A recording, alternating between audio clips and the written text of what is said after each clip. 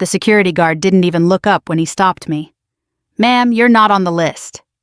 Behind him, the auditorium doors were wide open flags, polished brass rows of crisp uniforms, and my family walking straight past me like I didn't exist. My father's voice echoed in my head, calm and proud. "Today is a big day for your brother." They thought my only role was to stand on the sidelines and clap.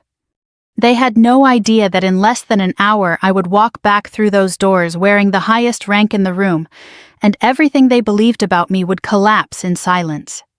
Part 1, the day I was meant to stand aside. "Honey," my father said, patting my shoulder the way he used to when I was 12, "today is a big day for your brother." He said it slowly, deliberately, like he was reminding me of my place, like I might have forgotten.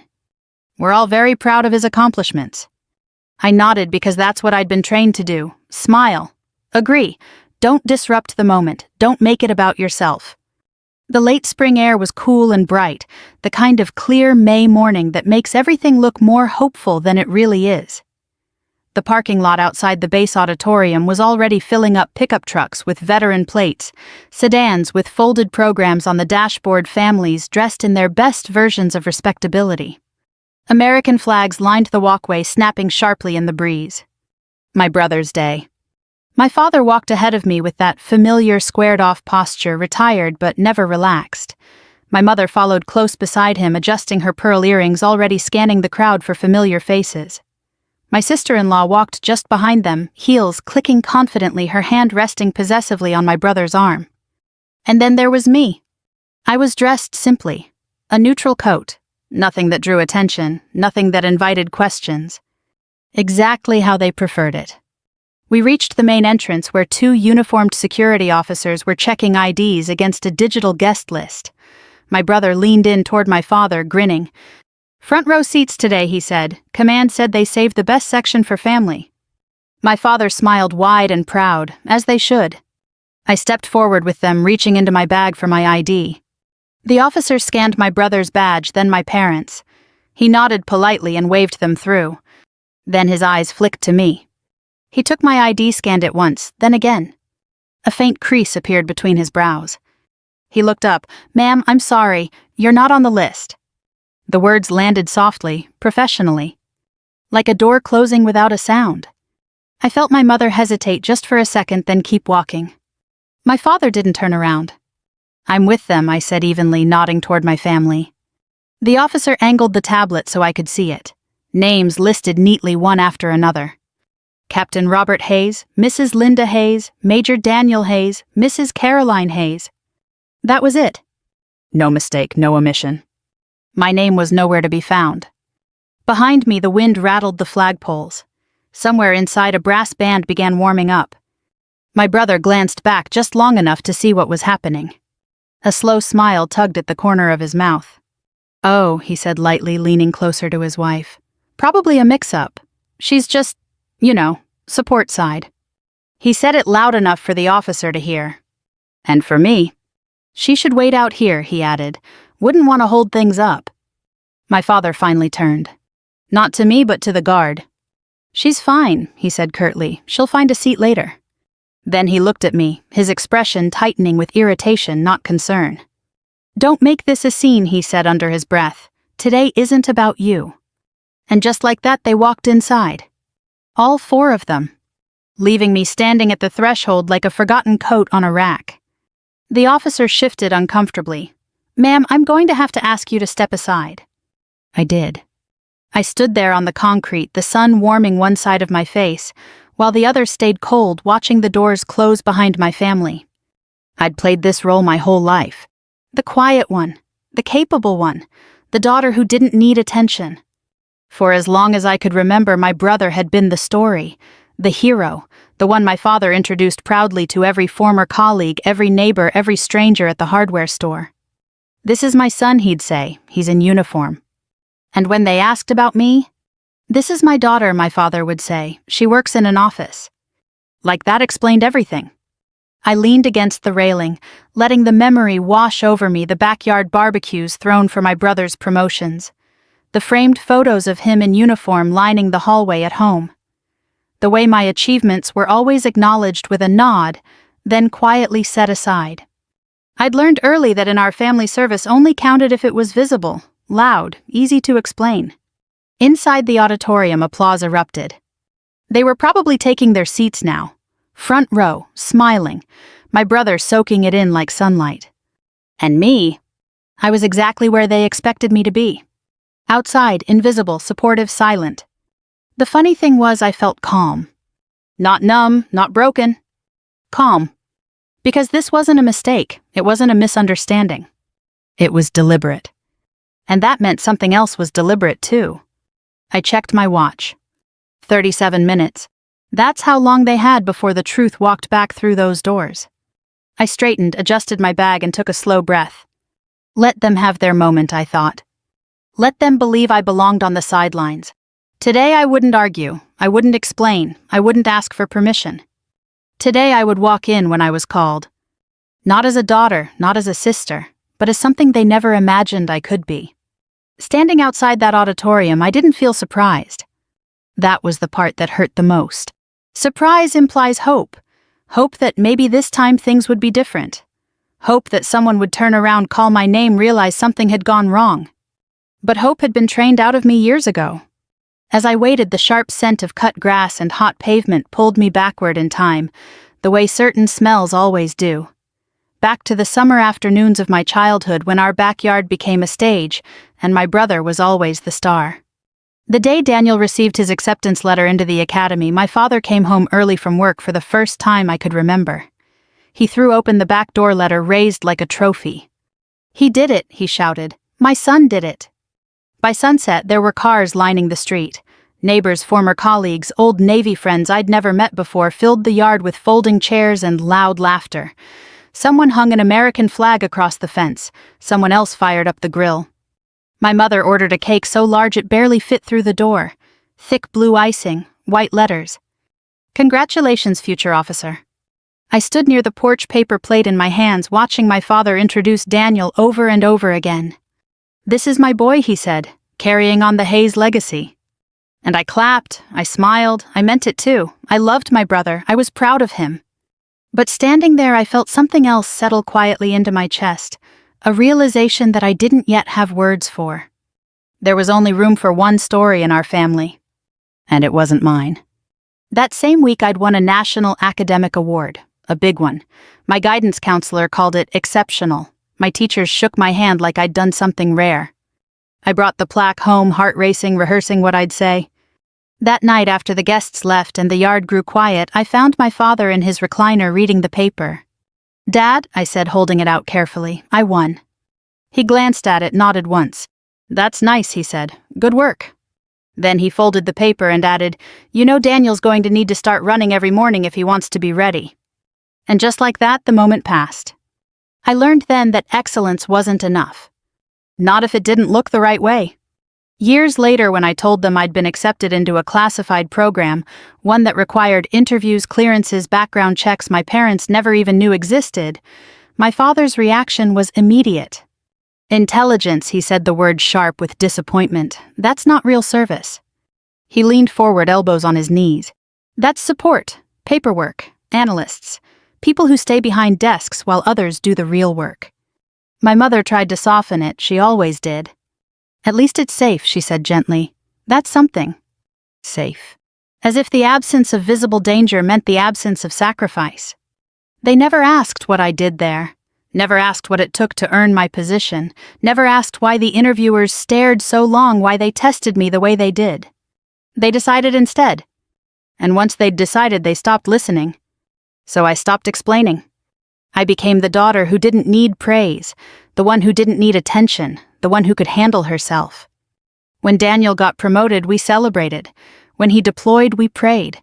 When he came home, we gathered around the table to hear his stories, some real, some embellished, all eagerly received. When I worked late nights, missed holidays, answered calls at impossible hours, no one noticed. And maybe that was my fault. Maybe I made it too easy. Outside the auditorium, a laugh drifted through the doors, familiar, confident. Daniel's laugh. I imagined him inside, shaking hands, accepting congratulations, basking in the certainty that this day belonged to him. My father would be beaming, my mother would dab at her eyes. And if anyone asked about me, She couldn't make it, my father would say, or worse, he wouldn't mention me at all. I shifted my weight, glancing down at my watch again. 32 minutes. A memory surfaced uninvited. The 4th of July a few years back, another gathering, another stage. Daniel stood at the center of the deck, drink in hand, recounting a deployment story to a circle of admirers. My father chimed in with technical details, adding weight, adding authority. I knew the real report. I'd read it months earlier, quietly, professionally. I knew which parts were exaggerated. I said nothing. Later, my brother slung an arm around my shoulders, laughing. So he said loudly, "How's life behind a desk treating you? Must be nice sitting in air conditioning while the rest of us do the heavy lifting." Everyone laughed. I laughed too. That was my role. But something shifted that night. Not outwardly, no argument, no tears. Internally. I realized then that if I ever waited for them to see me, I'd be waiting forever. Respect, I understood, wouldn't come from explanation. It would come from something else. A low rumble of applause rolled through the auditorium again. The ceremony must have begun. I stood a little straighter. They thought they had decided my place. They thought today was about celebrating one child. They thought I was still the daughter who stood quietly clapping on cue. Inside my bag, my phone buzzed once, a brief vibration I recognized instantly. A single message. "Stand by." I exhaled slowly, steadying myself. This wasn't about proving them wrong. It was about no longer shrinking to make them comfortable. For the first time in my life, I wasn't waiting to be invited. I was waiting to be called. People like my father love clear lines. Front lines, back lines, heroes and helpers. In his world, service was something you could point to on a map or hang on a wall. It roared, it burned, it left visible scars. Anything else was just noise. If he had ever really asked what my work looked like, I might have told him about the room. We called it the operations cell, though most people outside would have called it a basement if they'd known it existed at all. No windows, no clocks. The air recycled so thoroughly it always smelled faintly of metal and cold coffee. The lights were dimmed not for atmosphere, but to keep the screens readable. My desk was a curved console facing a wall of monitors.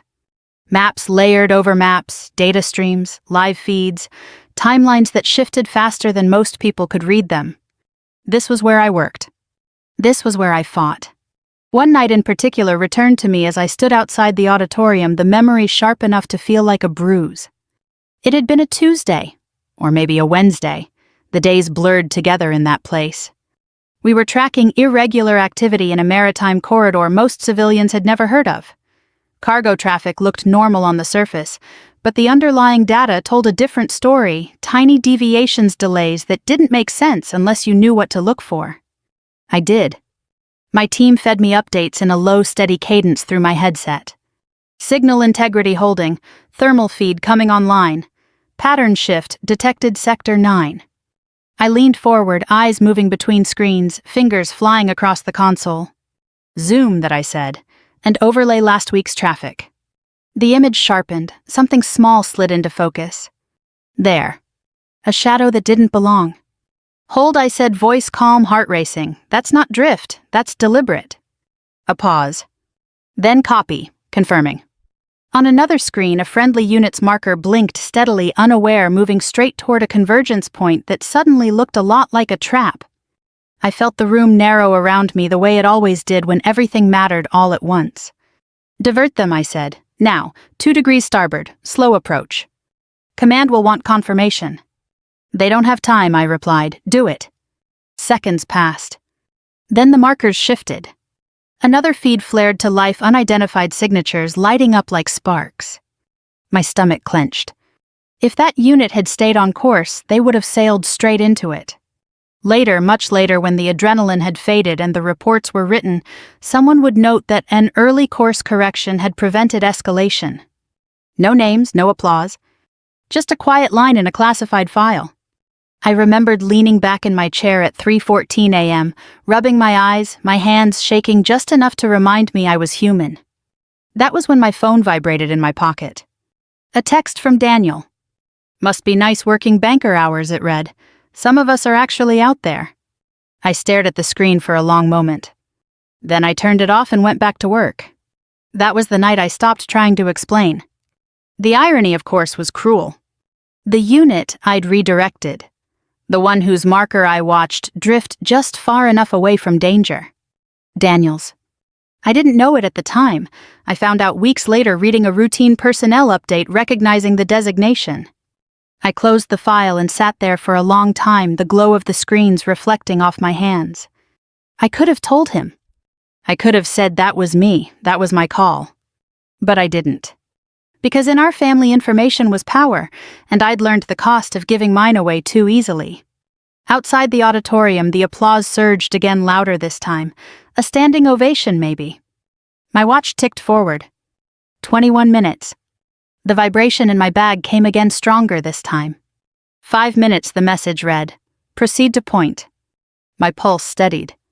I stepped away from the railing and moved toward the side entrance I'd been instructed to use earlier, the one marked Staff Only. A different security detail stood there, older, sharper eyes assessing rather than dismissing. One of them glanced at my face, then down at his earpiece. Yes, sir, he murmured quietly. She's here. He stepped aside without asking for my ID. Inside the hallway was hushed, carpeted, the noise of the ceremony muffled by thick walls. I followed the corridor until it opened into a small waiting room just off the main stage. A mirror covered one wall. I stopped in front of it. The woman looking back at me was composed, professional, unremarkable at first glance. The same woman my family thought they knew. I slipped off my coat slowly and folded it over the back of a chair. Underneath was my uniform. Immaculate, pressed, earned. From my bag I removed the insignia case. The metal was cool against my palm as I opened it. I affixed the rank deliberately, the soft click of the pins locking into place echoing louder in my ears than it should have. Each one felt like a decision made long ago. A promise kept. I straightened, squared my shoulders, and met my own gaze. They thought I worked behind a desk. They weren't wrong. They just never understood what that desk could do. Through the wall the music shifted, the cadence changed. The master of ceremonies was transitioning. I took a breath. It was almost time. The waiting room felt smaller the longer I stood there. Not cramped, just contained, like everything unnecessary had been stripped away. 2 leather chairs, a small table with a pitcher of water, a flag folded with ceremonial precision in a glass case on the far wall. The hum of the building's ventilation system was steady, almost soothing. I'd spent years in rooms like this. Rooms where decisions were made quietly, where outcomes shifted without fanfare, where authority didn't need to announce itself to be absolute. A soft knock sounded at the door. "Ma'am," a voice said, respectful and measured. "They're ready." I nodded once. As the door opened, the muffled sounds of the auditorium rushed in applause, tapering off the low murmur of hundreds of voices settling back into their seats. The scent of polished wood and old fabric replaced the sterile air behind me. I followed the aide down a narrow corridor that ran parallel to the stage. The walls were lined with framed photographs, former commanders, historic moments, medals frozen in time. Men and women who had served in ways the public would never fully understand. I wondered briefly how many of them had stood exactly where I was now. We stopped just before the final set of doors. Through the narrow gap I could see the audience. Rows upon rows of uniforms, dress blues, service whites, ribbons aligned perfectly over hearts that had carried far more weight than most people ever knew. Front row. My family. My father sat rigidly, hands clasped in his lap, his jaw set in that familiar way that meant he was proud and in control. My mother leaned slightly toward him, whispering something I couldn't hear.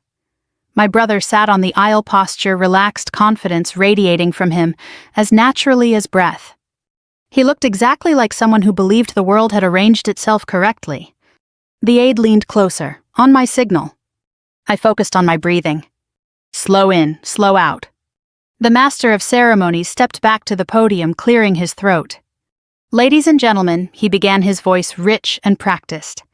"Before we proceed, we have a brief, unscheduled addition to today's program." A ripple of curiosity moved through the crowd. My brother tilted his head, brow furrowing slightly. My father straightened, attention sharpening. The MC continued. "We often honor service that is visible, service that takes place on ships, in the air, on the ground. But today we recognize another kind of service, one that operates in silence, in shadows, one whose impact is felt not in headlines, but in lives preserved. I felt the shift before I saw it. The room leaned forward. "Please rise," the MC said for Rear Admiral Elizabeth Hayes. The doors opened, and the world changed. I stepped out into the light, the sound hitting me all at once, chairs scraping back, the sudden unified movement of hundreds of people standing as one. A wave of disciplined respect that surged through the room without instruction. Protocol. Reflex. Honor. I didn't look at my family at first. I kept my eyes forward, my steps measured, my spine straight. But I felt them. I felt my father freeze. I felt my mother's hand fly to her mouth. I felt my brother's confidence collapse into something pale and unrecognizable. I reached the stage and turned, facing the sea of faces. Only then did I let my gaze drift.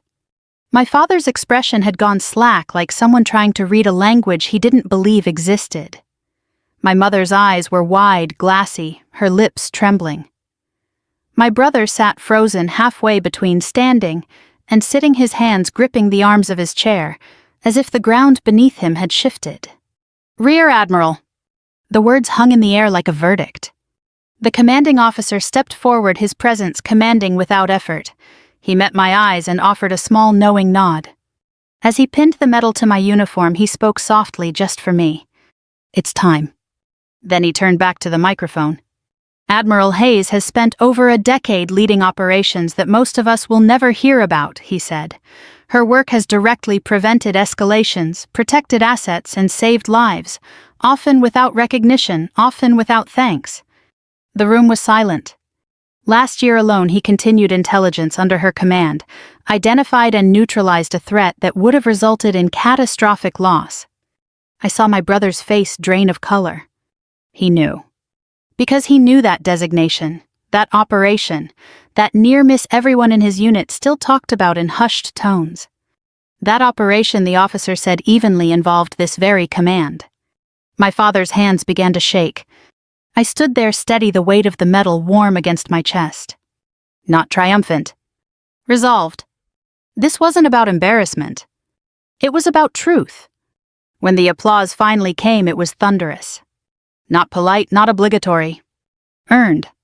As I saluted and stepped back, I felt something loosen inside me, something that had been clenched for so long I hadn't realized how much it hurt. As I returned to my seat in the front row, my family still hadn't moved. I passed them without a glance. For the first time in my life, I wasn't stepping aside. I was being recognized exactly where I stood. And there was no undoing that. Applause is a strange thing when you're standing in the center of it. It doesn't arrive all at once. It swells. It gathers momentum like a tide pressing against you from every direction until the sound feels almost physical, vibrating through your ribs, settling into your bones. I stood there as it washed over me, my hands steady at my sides, my face composed in the way years of service had taught me to be. Inside, something quieter was happening. A release. Not joy, exactly. Not relief. Recognition. The commanding officer stepped back, giving the crowd a moment, then returned to the podium. "And now," he said, "we will resume today's scheduled program." Just like that, the ceremony moved on. But nothing was the same anymore. I returned to my seat beside senior officers whose names I'd known for years, men and women who nodded to me with a respect that felt effortless, unforced. One of them leaned over briefly. "Long overdue," he murmured. I inclined my head, accepting it without ceremony. Across the aisle, my family remained frozen. My father sat stiffly, eyes fixed forward, his mind clearly somewhere else.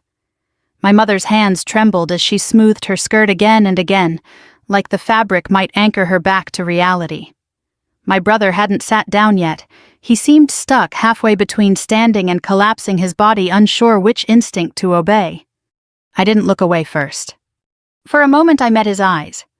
There was no anger in mine, no satisfaction, just a calm, unyielding clarity. Then I turned back to the stage. The master of ceremonies announced my brother's name again, inviting him up for the next segment of the program. There was a beat of hesitation before he rose, the confidence he'd worn so comfortably earlier now fractured. He walked differently this time. Not defeated, but unsettled. His acceptance speech was shorter than before, tighter. The practiced charm dulled around the edges. When he thanked our parents, his voice faltered just barely. When he reached the end, he avoided my gaze entirely. The applause that followed was polite, respectful. But it lacked something. I felt it in the room, the subtle recalibration happening in hundreds of minds at once, the unspoken realization that the story they thought they knew had been incomplete. After the final salute and the dismissal of the formation, the auditorium buzzed with conversation. Officers rose, families clustered together, hands were shaken, congratulations exchanged. I stood and was immediately surrounded. A general I'd worked with years earlier clasped my hand warmly.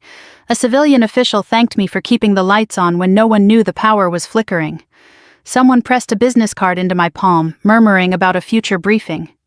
Through it all, I remained aware of the movement on the edge of my vision. My family was approaching. They moved together close and rigid like a unit advancing into unfamiliar terrain. My brother was in front now. His jaw was tight, his eyes sharp with something that wasn't quite anger and wasn't quite fear. Behind him, my father walked slowly, his shoulders heavier than I'd ever seen them. My mother clutched his arm, her face pale. The conversations around me faded as people sensed the shift. My brother stopped a few feet away. So he said, his voice low, controlled. That was impressive. Impressive. A word he'd never used for me before. You could have told us, he continued. You let us believe. I didn't let you believe anything I said, calmly. The words surprised him. They surprised me too, not because they were harsh, but because they were true. My father finally looked at me then, really looked. Elizabeth, he said, my name sounding unfamiliar on his tongue. Why didn't you say something? I studied him for a moment. His uniform was immaculate. His medals gleamed. He had built his entire identity on service, on hierarchy, on knowing where everyone stood. And for the first time, he didn't know where to place me. I tried, I said simply, years ago. Silence fell between us. Around us, the room continued to hum, but it felt distant, muffled, like we were standing behind glass. My brother ran a hand through his hair, frustration bleeding through his composure.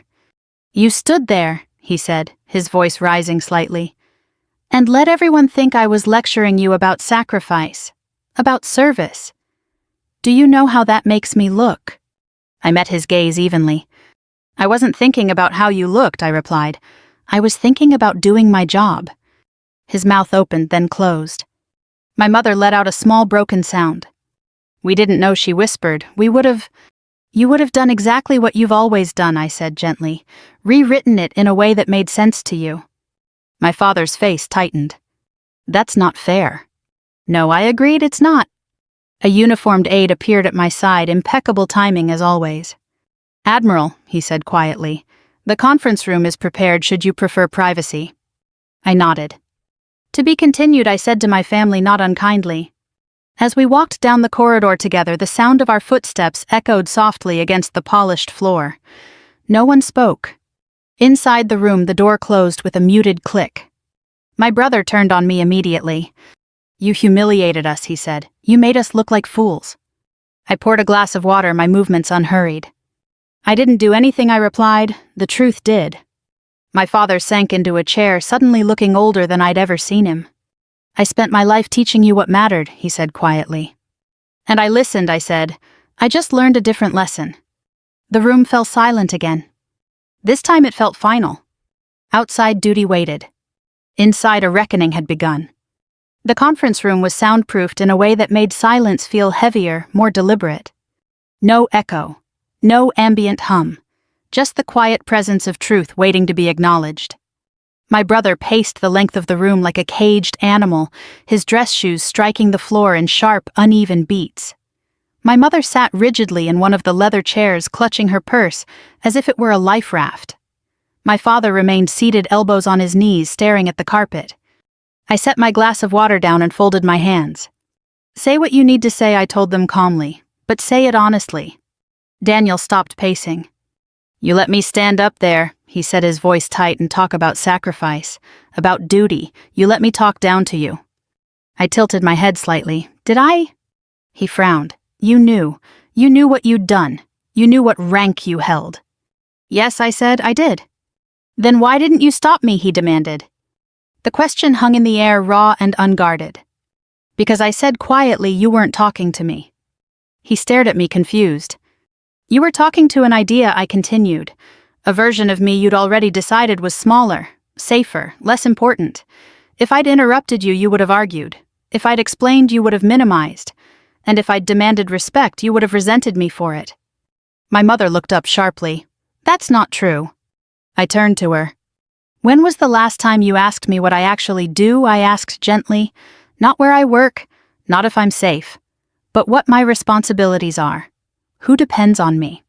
She opened her mouth, then closed it. My father shifted in his chair. I raised you both to serve, he said at last, to put country before self. You raised us to perform, I replied. There's a difference. His jaw tightened. Everything I did, he said I did, so you wouldn't have to fight the same battles.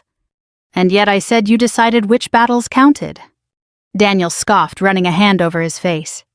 So what, he said bitterly, you're saying none of this is on you. You couldn't have trusted us with the truth. I met his gaze steadily. I trusted the mission, I said, and I trusted myself. He laughed once harshly. You think that makes you better than us? No, I said, it makes me responsible. My phone vibrated on the table between us. Once, twice. The distinct pattern of an encrypted alert. I glanced at the screen, then back at them. I have to take this, I said. My brother threw his hands up. Of course you do. I stepped just outside the door, spoke quietly into the phone, listened, nodded once. Understood, I said. I'll be available. When I returned, something had shifted. My father was standing now, one hand braced on the table. He looked smaller than he had an hour ago, not weaker, just older. I didn't see you, he said, his voice low. I thought if I acknowledged your work, I'd be admitting I was wrong about what mattered. The admission landed harder than any accusation. I didn't need you to be wrong, I said. I needed you to be curious. My mother stood and came closer, her eyes wet. We were proud, she said. We just didn't know how to show it. I considered her words carefully. Pride without respect is just comfort, I said. It keeps things easy, familiar. Daniel exhaled sharply, his anger finally giving way to something else, something like fear. You don't need us anymore, he said. It wasn't a question. I looked at him for a long moment. I never needed permission to be who I am, I said. But I did want family. That hasn't changed. My father swallowed. What happens now, he asked. I took a breath. Now, I said, we decide whether this relationship continues the way it was or whether it starts over. Daniel shook his head. You're giving ultimatums now. I'm setting boundaries, I corrected. There's a difference. I turned to my father. If you want me in your life, I said, you don't get to diminish what I do because it doesn't fit your definition of heroism. I turned to my mother. You don't get to reduce my worth to whether I've built a life that looks comfortable to you. Then back to my brother. And you don't get to measure yourself against me like this is a competition. It never was. The room was silent again. Finally, my father nodded once. I can try, he said. It wasn't an apology. But it was a start. The aide knocked softly at the door. Admiral, he said, your car is ready. I picked up my bag and slipped my coat over my arm. At the door, I paused. I love you, I said, not turning around, but I won't be dismissed again. Then I stepped into the hallway, my heels echoing with a steadiness that felt earned. Behind me, the door closed. For the first time, I didn't feel like I was leaving something unfinished. 6 months passed. Not the kind of months filled with dramatic phone calls or sudden apologies. These were quieter months, careful ones. Months where change didn't announce itself, it revealed itself slowly in small, deliberate actions. The first time I noticed something was different, it was a Sunday afternoon. I walked into my parents' living room, the same room that had framed my childhood, the same couch, the same bookshelf, the same mantel crowded with photographs and medals that told a very specific story. But something new stood against the far wall. A display case. Dark cherry wood, glass front, tastefully lit. My father stood in front of it with a soft cloth in his hand, polishing the glass with slow, methodical care. His own medals were arranged neatly on the lower shelves, my grandfather's beside them. And in the center at eye level was mine, My Distinguished Service Medal rested on a navy velvet stand flanked by a framed photograph from the ceremony. Not oversized, not hidden, not overshadowed. Centered. My mother noticed me first. She smiled, really smiled, and set down the tray she was carrying. "He built that himself," she said quietly, said it was time the story was complete. My father didn't turn around right away. When he did, his expression was different, less guarded, less certain. "I didn't know how to talk about your work," he admitted, "so I avoided it. That was easier." I nodded. "I know." Dinner that night felt unfamiliar in the best possible way. No one interrupted. No one redirected the conversation. When my father asked me about leadership challenges, real ones, I answered honestly within the limits I could. When my mother listened, she didn't search my face for discomfort or loneliness. She listened to understand. Later, as the dishes were cleared and the evening settled into that gentle quiet unique to family homes, my brother and I found ourselves on the back porch. The same porch where we'd spent countless summer nights growing up. The swing creaked softly beneath us. "I was wrong," Daniel said finally, his voice low. "About you, about what matters." I didn't rush to respond. "I thought being the hero meant being seen," he continued. "Turns out I was just scared of what I couldn't measure." I looked out at the darkened yard, fireflies blinking in and out like signals.